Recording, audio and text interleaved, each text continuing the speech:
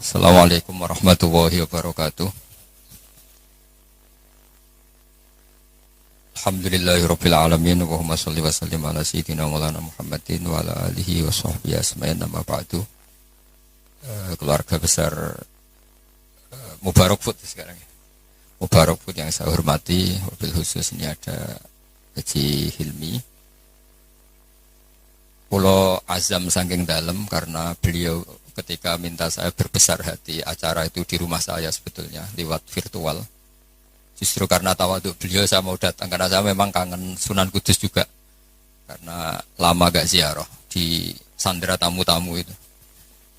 Tapi dari rumah saya azam mau menerangkan tentang Nabi Ibrahim karena ini sudah mendekati Idul Adha atau Idul Kurban. Di antara yang membolehkan ulama kerso atau mau populer atau mau dimaklumatkan atau mau tampil adalah awalun nubuwah itu dimulai dari at-tahaddi. Jadi semua kenabian itu dimulai dari memaklumatkan ke publik bahwa seorang Rasulullah Muhammad SAW juga semua nabi itu harus memaklumatkan diri kalau beliau itu nabi. Nah sebetulnya itu juga seterusnya orang alim, wali, itu juga habib, itu juga harus memaklumatkan diri kalau beliau itu habib. Tentu tidak harus dengan lisan, tidak harus dengan apa, tapi yang penting memaklumatkan. Kenapa itu penting? Kita bikin analogi. Saya bikin analogi dulu. Misalnya Anda punya istri sedang hamil. Anda tahu di situ ada klinik persalinan atau dokter bayi atau dokter untuk menangani orang-orang hamil. Itu Anda ngerti karena apa? Karena plang ya, karena tanda itu. Di situ ditulis dokter kandungan siapa itu, atau klinik persalinan. Atau bahasa kerennya klinik korban lelaki. Itu menjadi tahu karena diberitahu. Begitu juga kita konsultasi sama dokter psikologi. Kita tahu karena ada tulisan dokter psikologi dan seterusnya. Kemudian kita kuliah juga gitu menjadi tahu kalau itu UGM, UII atau UI juga karena tulisan atau karena maklumat. Nah harusnya memberitahu kalau Anda orang alim atau Anda wali atau apa itu boleh. Dengan makna yang positif bahwa ini maklumat. Nah kaitannya dengan Nabi Ibrahim alaihissalam, beliau itu pernah munajat dan ini awal beliau bergelar Khalilur Rahman, kekasihnya Allah. Beliau itu pernah munajat sama Allah sambil bergumam gremeng lah kira-kira. Tapi gremengnya Nabi ya jadi wiridan itu. Kalau gremengnya sampean jadi laknat itu. Ini gremengnya Nabi, tapi bergumam. Ya Allah, dunia ini tidak fair. Engkau zat yang begitu penting, paling berpengaruh, yang menciptakan langit bumi, kemudian engkau tidak diketahui. Bayangkan misalnya kalau seorang presiden jalan di kampung terus diundang ngelik, kan tersinggungnya Masya Allah. Seorang raja Arab Saudi kenalan sama orang, terus orang itu tanya, jenengan dalemnya pundi, itu kan tersinggung. Aku sing di Arab Saudi buat takoi. Begitu juga seterusnya. Ada Gus besar misalnya di pondoknya, terus orang tanya, jenengan dalemnya pundi, aku sing di pondok ditakoi. Sama Haji Hilmi misalnya ditanya, saya mau ke Kudus cari jenang Mubarak. Nah jenengan sinten? Bukan ngenyek uang, sing duwe jedaran ditanya jenengan sinten. Sehingga Nabi Ibrahim itu tersinggung setersinggung-singgungnya karena beliau seorang Khalilur Rahman. Ya Allah, dunia ini tidak fair. Engkau zat yang begitu penting kemudian orang nggak tahu tentang kau. Makanya ya maklum kan zaman itu kan orang masih kafir menyembah batu, menyembah berhala. Orang nggak menyebut Allah, nggak menyebut Tuhan. Akhirnya beliau ngendikan Innahu ya Rabbi la yahzununi an la ara ahadan fil ghairi fil ardi ya'buduka ghairi. Memang itu saya hafalkan ya. Innahu la yahzununi. Jadi innahu pakai inna masih pakai lam taukid. Innahu la yahzununi, sungguh sangat menyusahkan saya. Ada yang baca la yuhzinani sama ya, karena dalam qiraah sab'ah ada fala yahzunka qauluhum, ada qiraah fala yuhzinka qauluhum. Sungguh sangat menyusahkan saya, sangat merisaukan saya bahwa engkau zat yang begitu penting. Kemudian yang tahu kalau engkau Tuhan itu hanya saya. Yang menyembah juga hanya saya. Ini enggak fair. Zat sepenting engkau kemudian fungsi jenengan, fungsi engkau tidak diketahui kecuali oleh saya. Itu kan ibarat misalnya kayak tadi, Anda yang punya Alphard saja, terus diarani tukang parkir kan ya tersinggung. Wong sing duwe Alphard kok diarani tukang parkir. Nah, karena Nabi Ibrahim itu seorang nabi, ketersinggungannya bukan urusan pribadi, tapi urusan Allah Subhanahu wa taala. Makanya dalam sebuah riwayat, saya ulang lagi dalam sebuah riwayat, ngendikane Allah teng hadits qudsi, kuntu kanzan makhfiyan fa aradtu an u'rafa fa khalaqtul khalqa liya'rifuni. Kata Allah, saya sebelum menciptakan makhluk pun sudah Tuhan. Andaikan Allah tidak menciptakan langit bumi juga sudah Tuhan. Andaikan Allah tidak menciptakan surga dan neraka juga sudah Tuhan. Karena ketuhanan Allah itu hakikat, bukan karena apa-apa. Memang dia Tuhan. Tapi kata Allah, tapi saya ingin dikenal. Kemudian maka saya ciptakan makhluk supaya mengenal saya. Maka masyhur kalau dalam semua ilmu tafsir, dari semua ilmu tasawuf, wa ma khalaqtul jinna wal insa illa liya'budun, saya tidak menciptakan jin dan manusia kecuali mereka beribadah kepada saya. Itu hampir semua mufassir menerangkan illa liya'budun illa liya'rifuni, supaya mereka ngerti saya. Karena awal menyembah itu dari tahu. Kamu tidak bisa menyembah sesuatu yang kamu sendiri tidak tahu. Makanya guru-guru kita zaman kita ngaji di mana saja itu awal wajibin alal insani ma'rifatullah, karena untuk bisa nyembah Allah dimulai dari tahu. Maka illal ya'budun illal ya'rifun, supaya mereka kenal saya. Sehingga karena makna ibadah di situ adalah mengenal Allah, mbok wong ibadah ngethuk rino wengi masih afdal orang alim. Karena orang alim ini orang yang mengenalkan Allah Subhanahu wa ta'ala. Nah, ini terus rentetannya apa dengan kegiatan kita malam ini dan semua kegiatan? Bahwa manusia dengan segala kelebihannya itu tujuannya hanya satu, mengertikan dirinya dan orang lain bahwa Allah itu Tuhan. Dan itu tugas siapa? Tugas para nabi. Sehingga pertama kali Nabi jadi Nabi itu setelah ketemu Malaikat Jibril di Gua Hira. Pertama yang dilakukan apa? Beliau naik ke Gunung Sofa, kemudian memaklumatkan ke keluarganya bahwa saya adalah sekarang seorang Nabi. Karena tidak boleh. Orang harus dikenalkan kalau Allah itu Tuhan. Kalau ada seorang presiden jadi presiden dilantik, beliau harus dimaklumatkan kalau dia presiden. Kalau ada menteri juga harus dimaklumatkan kalau dia menteri, supaya perlakuan orang lain jelas. Bahwa ini saya memperlakukan presiden, saya memperlakukan seorang menteri. Sehingga ini penting saya utarakan, urutan pertama terpenting di dunia adalah memaklumatkan kalau Allah itu sebagai Tuhan. Dan semua Rasul sebagai utusannya Allah. Nah sekarang problem kita adalah, karena kita orang Jawa, ngaku sugih itu rapi, ngaku alim itu rapi. Oke, kita sepakat etika itu dalam banyak hal juga baik. Tapi itu tidak bisa dipegang banget. Karena kalau orang misalnya nyuwun sewu, kaya terus ibu-ibu miskin, nanti untuk BLT. Ya lucu tuh, misalnya Haji Hilmi terus untuk apa? BLT. Ya kan terus lucu. Jadi apa-apa kalau berlebihan itu efeknya naik. Misalnya saya ngaku bodoh, itu oke lah, itu tawaduk bagus. Tapi misalnya aku ngaku bodoh, terus orang mulang tafsir, gak mulang ngopo, terus tafsir diulang ngomong sing ra jelas. Kayak apa dosanya saya? Saya masih ingat di antara awal-awal saya kenal Pak Quraish Shihab, kata beliau, kita ikut dosa kalau yang mengajar itu tidak ahlinya, karena enggak karu-karuan. Sehingga apa? Dosanya orang alim itu apa? Kitmanul ilmi, menyembunyikan ilmu. Makanya ilmu itu harus dimaklumatkan. Tapi tentu tanpa hadun nafsi, bahwa orang itu enggak perlu ingin populer, enggak perlu. Saya enggak pernah ingin populer. Tapi saya ingin mempopulerkan ulumullah, mempopulerkan ilmu-ilmunya Quran.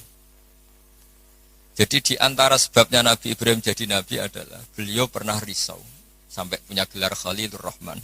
Beliau setelah menemukan Allah punya kerisauan, ya Allah sungguh dunia ini tidak fair. Engkau zat yang begitu penting, pencipta langit bumi, zat yang begitu perannya penting, kemudian orang tidak kenal engkau. Coba misalnya pekerja di Mubarak, nggak ngerti kalau Haji Hilmi itu ketuanya, itu kayak apa buruknya. Kamu nggak ngerti kalau presidennya Pak Jokowi, itu kayak apa buruknya. Kamu gak ngerti kalau bapak kamu itu Karmen, itu kayak apa ngawurnya. Gak ngerti status orang yang berjasa ke kita itu buruk sekali. Apalagi gak ngerti Allah Subhanahu wa ta'ala itu betapa buruknya. Sehingga Nabi Ibrahim itu risau. Nak sampean kan risau kok ora roh nak aku melarat wong ora gelem sedekah, jadi risau mikir dirinya sendiri. Misalnya seneng cewek kok ora roh cewek iku nak aku seneng ndekne. Jadi itu egois sekali. Nabi Ibrahim itu yang dirisaukan adalah Allah zat yang begitu penting kemudian tidak dingerteni oleh mereka. Jika beliau mulai bikin cara untuk Allah dingertikan. Nah ini mulai ada masalah karena mulai bersentuhan dengan orang banyak. Beliau pura-pura sakit. Ditanya, kenapa kamu sakit? Ini loh sedang berobat. Dia kalau di sini mungkin di perapatan ya atau kalau di sini mungkin simpang 7. Beliau terlentang. Faqala inni sakim, saya ini sakit. Ya minta dong berobat sama perbintangan karena mereka menuhankan perbintangan. Fanadzura nazrutan fin nujum. Dia minta, tapi kok saya tidak sembuh-sembuh. Terus akhirnya dia datang ke tempat pemujaan. Setelah datang ke tempat pemujaan, terus beliau ngasih beberapa makanan. Kok enggak kamu makan? Jadi Nabi itu ya lucu. Wong karuan berhala kok ditawarin makan. Terus beliau mangkel karena dianggap berhala ini sombong, ditawari makan kok enggak mau. Itu dipukulin semua, hancur semua. Terus kapaknya diletakkan sama yang atas, yang ketuanya, yang paling besar. Jika beliau diadili itu lucu. Ibrahim siapa yang menghancurkan berhala-berhala kecil itu? Paling yang besar, beliau gak terima disaingin kan. Wah, kalau gak percaya tanya. Fas'aluhum ingkanu yantikun. Kalau gak percaya tanya. Wah, otak kamu ini mulai masalah Ibrahim. Wong karuan berhala kok ditanya. Wah, kamu itu afala takilun, agak gak punya akal, kamu gak bener. Ibrahim menimpali, kamu lebih gak punya akal. Karuan ngomong aja gak bisa kok kamu sembah. Di sini mulai beliau bikin tamhid atau dalam ilmu mantek itu tamhid itu bikin dasaran logika. Akhirnya mereka tahu bahwa Ibrahim tujuannya itu buruk, yaitu hanya mencibir kita menyembah berhala. Mereka karena punya kekuasaan, ya sudah Ibrahim dimatikan saja, dibakar. Itu sudah jadi logika penguasa kalau kalah argumentasi ya main kekerasan. Singkat cerita mereka memutuskan dibakar. Nah, setelah Nabi Ibrahim dibakar ini yang jadi pelajaran bagi kita. Sangat-sangat jadi pelajaran bagi kita. Bahwa amal kebaikan, misalnya jenang mubarok, itu gak penting nanti menguasai dunia, perdagangan itu gak penting. Tapi memberi sinyal, memberi isyarah bahwa seorang muslim itu bisa mungkin bermanfaat bagi yang lain. Gak harus menang. Saya misalnya sebagai kiai, yang penting kiai itu mulai. Gak harus menang, juga ada harus populer. Ini saya ditemani Habib Zain, seorang Habib itu berkahi sama yang lain. Gak harus nomor 1. Kenapa itu perlu saya katakan? Karena begini. Ketika Nabi Ibrahim dibakar, ini dengerin, ketika Nabi Ibrahim dibakar, itu ketika api sudah begitu menggila ya, itu yang mau melemparkan Ibrahim jadi bingung. Karena terlalu panas. Dilempar itu gak sampai tengah, karena yang mau ngelempar sendiri sudah terlalu kepanasan. Singkat cerita, terus ada ide manjanik. Manjanik itu semacam ketepel besar. Itu idenya iblis. Ya ide caranya pakai manjanik dilempar dari jauh, tapi Ibrahim bisa jatuh di tengah apa? Api. Yang menarik di situ apa? Seekor katak itu lalu lalang dari telaga ke situ, hanya bawa air di mulutnya, kemudian disemprotkan. Kemudian Ibrahim itu matur nuwun atas komitmen katak. Karena padahal itu mesti nggak ngefek ya, pasti nggak ngefek sama sekali. Masa api sebesar itu kemudian mau dipadamkan oleh seekor katak. Nah, yang cicak itu datang ikut nyebuli, niupin supaya api tambah besar. Sebenarnya nggak ngefek juga, tapi ku mangkel no. Makanya dalam sejarah beberapa riwayat, Sayyidah Aisyah itu pernah nembaki cecak, ya tentu pakai alat zaman itu. Karena untuk mengimplementasikan bahwa cecak itu hewan yang nggak benar gitu. Karena ikut dengan tanda kutip nyumbang membesarnya api. Padahal ya nggak ngefek juga. Itu kan sama jenengan di jalan ono wong ngidoni dari jarak 10 meter. Sampean mangkel gak? Mangkel kan meskipun nggak kena. Roh raimu malah dus gitu kan mangkel padahal nggak kena. Sama, kowe ra duwe ana wong senyum tuh seneng, padahal ora nyafaati, butuh duwe kok dikai senyum. Jadi semenjak itu ada satu fikih bahwa berkontribusi itu tidak harus menyelesaikan masalah. Tapi setidaknya tidak argumentasi bahwa itu ekspresi kebencian atau kecintaan. yang kata tadi ekspresi kecintaan sehingga beliau lalu lalang ingin ikut memadamkan apa? Api. Yang cicak tadi kurang ajar karena ikut. Sama, mungkin kita bikin Mubarak Food. Mungkin ya, saya tidak tahu. Mungkin kita tidak akan mengalahkan kekayaan Cina-Cina.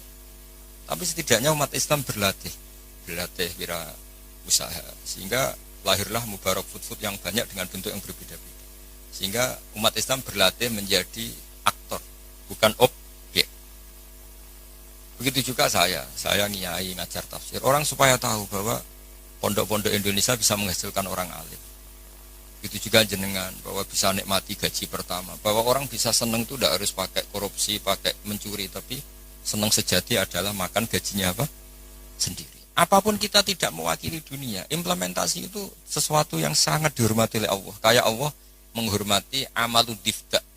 Sehingga ketika ada seorang dokter, ya Rasulullah saya ini ada sedikit penyakit yang solusinya obatnya materinya harus apa itu? Kata. Apa saya boleh membunuh kata? Fanaha angkot ya Nabi melarang membunuh kata. Karena pernah berkontribusi, setidaknya ingin berkontribusi terhadap pemadaman api yang membakar Nabi siapa? Ibrahim. Di bojo masih didoni ke 3 meter oleh memangkel. Gak bisa dia ngelak gini. Ora kena Mas. Tidak bisa seperti itu. Sudah. Nah, sehingga saya hari ini tadi saya belajar banyak tentang tafsir tentang Nabi Ibrahim. Bahwa agama ini kata Rasulullah SAW memang diidentikan ya tentu Nabi Muhammad SAW tetap Sayyidul Awalin wal Akhirin Sayyidul Anbiya. Tapi agama ini diidentikan dengan anit tabi' millata Ibrahim hanifah. Bahwa kamu Muhammad harus mengikuti Nabi Ibrahim. Sehingga ketika kita bersolawat sendiri harus kalimatnya Allahumma sholli ala sayyidina Muhammad wa ala ali sayyidina Muhammad kama shollaita ala sayyidina Ibrahim. Jadi Nabi Ibrahim tetap dianggap master. Bahwa ya Allah engkau bersolawat ke Nabi Muhammad sebagaimana engkau bersolawat ke Nabi Ibrahim. Karena Nabi Ibrahim ini yang bapak tauhid, millata abikum Ibrahim. Ibrahim itu cara bertauhid bukan sekedar adu argumentasi, tapi beliau berpikir jangka panjang. Misalnya sekarang kita bicara apa ini kalau miladnya sudah berapa? 110 tahun. Jadi sebelum kemerdekaan. Nabi Ibrahim ketika mau meninggal cara berpikir sederhana begini, ya Allah, saya menyembah engkau, saya seorang nabi, saya mentasbihkan engkau, saya mentahmidkan engkau, saya mentakbirkan engkau. Tapi saya ini tetap mati. Padahal saya ingin yang mentasbihkan engkau ini abadi.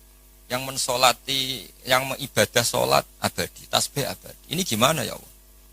Solusinya apa? Ya Allah, saya ini harus punya turunan yang menjaga tradisi ini. Yang menjaga keluhuran ini. Sehingga beliau nangis itu ingin punya anak soleh itu bukan karena beliau nanti kalau nggak anak soleh itu gimana, enggak. Gamane nangisi nasibnya agama ini gimana kalau saya tidak punya anak, tidak punya cucu yang soleh. Barokahnya itu pula nggak ada nabi setelah Ibrahim kecuali ada darahnya Nabi Ibrahim. Ya nggak ada nabi setelah Ibrahim kecuali pasti ada darahnya Nabi Ibrahim. Baik dari ibu Sarah maupun dari ibu siapa? Hajar. Ada yang baca Hajar, ada yang baca Ajar ya. Karena di beberapa teks memang ada yang ditulis dengan hak. Di Bukhari ada yang ditulis pakai apa?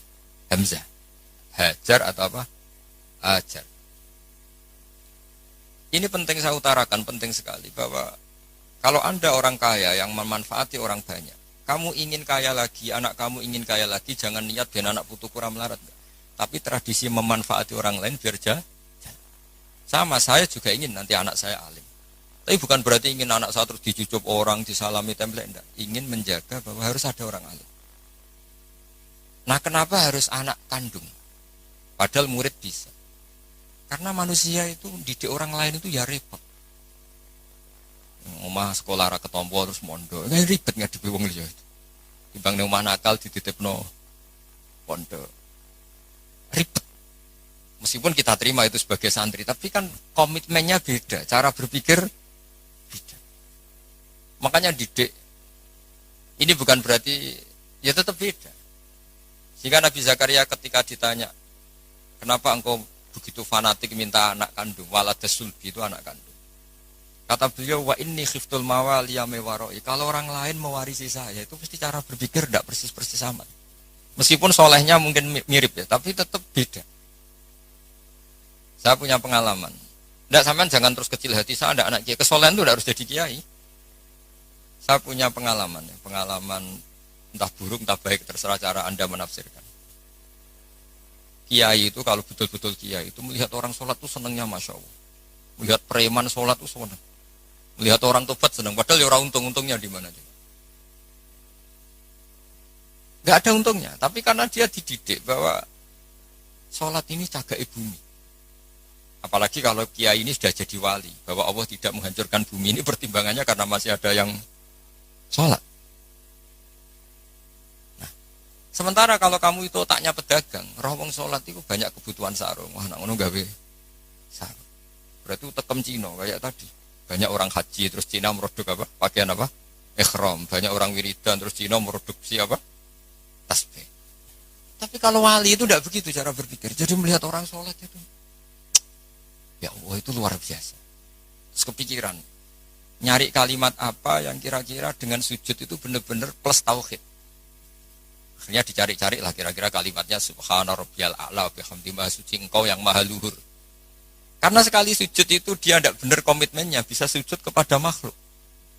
Dan itu bahaya, wis sujud, wis batu eneng bumi jebule kli. Itu beda, perasaannya wali sama itu beda. Kalau kamu pedagang kaya terus wali itu mesti gini, saya ingin jadi orang kaya pedagang. Ben wong Islam iku mburoh wong sing salat. Kayak apa hinanya kita, misalnya sampean soal apal Quran, iso ngaji maca Fathul Mu'in, terus dimajikan sing ora cewek, tersiksa enggak? Kayak apa tersiksanya? Dua atasan man lam yusolli wa lam yasum.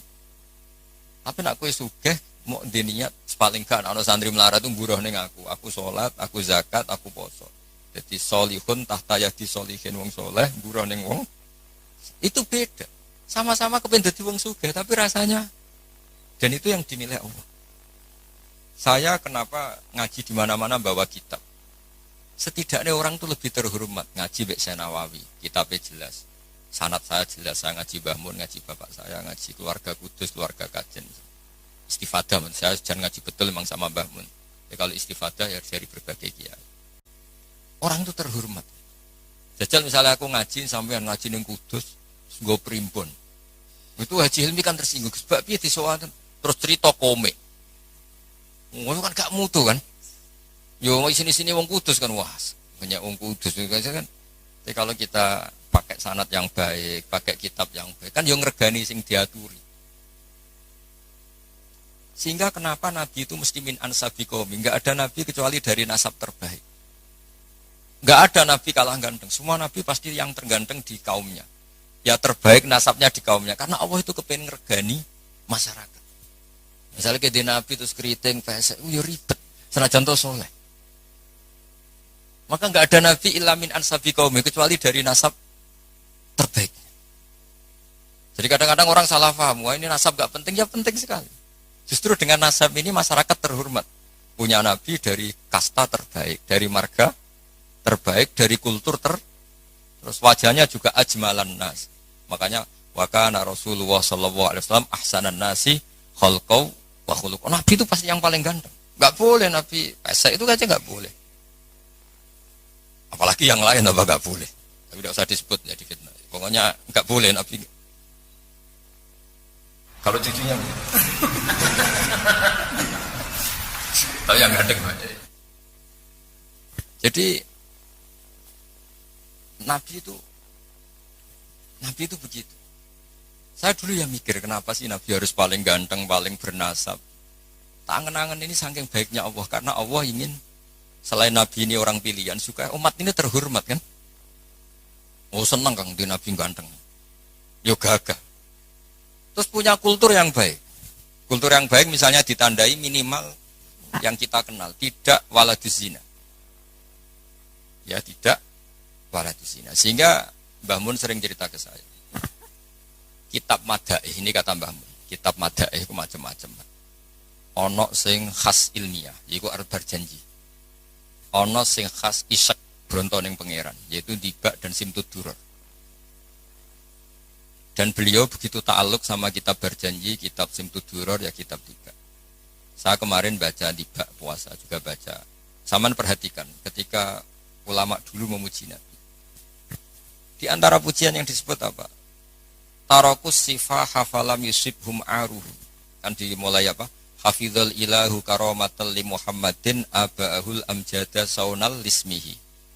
Allah menjaga harga dirinya Rasulullah SAW dimulai. Sayyid Abdullah nggak pernah zina, Sayyid Abdul Muthalib nggak pernah zina, Sayyid Hashim nggak pernah zina. Karena betapa buruknya kita kalau punya Nabi dari nasab yang tidak benar. Maka pujian pertama yang dilantunkan apa? Tarokus sifaha. Mereka meninggalkan perzinahan. Falam yusibhum aruhu. Maka babanya Nabi itu tidak ada ceritanya yang mau berbuat zina. Min adami wa ila abihi. Dimulai dari Nabi Adam. Jadi, karena keren punya pemimpin. Bapaknya jelas, mbahnya jelas, buyutnya jelas. Saratun saronu nubuati fi asari rihurohimul bahiyah. Itu begitu. Akhlaknya juga gitu. Gak ada Nabi kok medit. Pusing kan gitu Nabi medit. Oh, pusing. Terus punya Nabi goblok, ya pusing kan. Makanya Nabi itu harus fatona, harus apa? Cerdas. Misalnya di Nabi sekolah atau munggah kan pusing. Terus jadi Nabi kue sing ranking. Iya sekolah pinter aku kok. Wong jadi kiai saja kalau ketemu temannya pusing. Karena temannya menangin ke sekolah atau munggah itu saja sudah pusing. Makanya jangan pernah jadi kiai ketika kiai kamu masih hidup itu menangi goblokmu itu. Wah itu masalah itu kan. Wong kok kanca kiai ketemu kanca pengapesan. Kok iso ngorekmu itu. Wong dhisik maca jurumiyah sering ditek ada masalah kan. Makanya terus akhirnya dukun berkode apa ngiyai masalah jalan pintas dukun. Ini saya cerita sehingga Nabi itu mesti dari gen terbaik. Hafizul ilahu karomatan li Muhammadin aba'ul amjada saunalismi. Allah menjaga harga diri Nabi itu tidak mulai Nabi Muhammad, itu dimulai dari Nabi Adam. Begitu juga menyangkut ibunya. Terus begitu. Jadi gak ada penjagaan sesempurna kayak Allah menjaga kekasihnya Rasulullah Shallallahu Alaihi Wasallam. Tapi sekarang itu memang zaman fitnah ya macam-macam. Orang baca tiba dikatakan bid'ah. Saya bilang, andai kan tiba kamu baca pakai bahasa Indonesia itu saya yakin tidak ada yang bilang bid'ah. Karena itu buku sejarah. Berhubung mbok waca ndrememel koyok mantra. Lah iku sing mari akhire darani bid'ah. Coba kalau kamu baca bahasa Indonesia di depan orang yang biasa darani itu bid, nah kamu baca aja, baca yang apa? Di sini biasanya tiba apa berjanji, apa simtuturor apa saja saya hafal insya Allah. Enggak yang terkenal saja, berjanji apa? Al berjanji misalnya dimulai dari apa? Yang mulai wabaktu fa'akul huwa Muhammad bin Abdillah bin Abdul Muthalib. Itu kan kalau ditulis bahasa Indonesia ya, ketahuilah bahwa Muhammad putranya Sayyid Abdullah. Muhammad bin Abdullah bin Abdul Muthalib. Abdullah itu punya bapak namanya Abdul Muthalib. Wasmuhu Syaibatul Hamdi. Sayyid Abdul Muthalib itu nama lainnya adalah Syaibah. Kila itu ketika beliau lahir sudah beruban. Syaibatul Hamdi, orang beruban yang sering baca tahmid, baca Alhamdulillah. Sehingga dulu Ka'bah itu kalau menuju ke Ka'bah ada namanya Babu Bani Syaibah. Kalau kamu ngaji fikih kesunatan masuk apa Masjid Haram dari Babu Bani Syaibah itu nama lain dari Sayyid Abdul Muthalib. Wasmu Syaibatul Hamdi. Kenapa dikatakan Alhamdi? Humidat hisaluhus saniyah. Beliau punya perilaku-perilaku yang sangat terpuji. Di antara yang paling masyhur adalah ketika penduduk Mekah kesulitan nyari air, beliau munajat terus sama Allah sampai mimpi dingertikan lagi oleh Allah tempat Zam-Zam. Apa tempat Zam-Zam. Akhirnya beliau ngeduk lagi. Makanya Zam-Zam itu dinisbatkan ke Abdul Muthalib. Padahal Zam-Zam tentu mulai Nabi Ismail. Paham ya? Tapi di bab tertentu dinisbatkan Abdul Muthalib. Makanya masyhur wa yundabul mausulu billadistahar kabi'ri Zam-Zamin yali waman hafar. Jadi Abdul Muthalib itu punya gelar waman hafaro bi'ro Zam-Zamah. Wahai orang yang menggali lagi sumur apa?